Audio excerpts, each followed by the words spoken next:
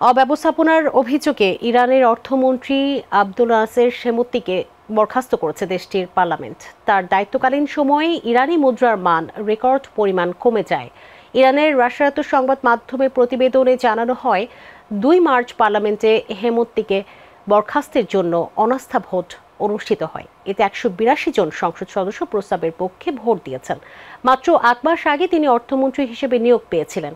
বেসরকারি ওয়েবসাইটের তথ্য অনুযায়ী 8 মাসে মার্কিন ডলারের বিপরীতে ইরানি মুদ্রার মান প্রায় অর্ধেক কমেছে। বর্তমানে $1 বিপরীতে 9,27,000 ইরানি রিয়াল লেনদেন হচ্ছে, যা গত বছরের আগস্টে ছিল 5,95,500 রিয়াল।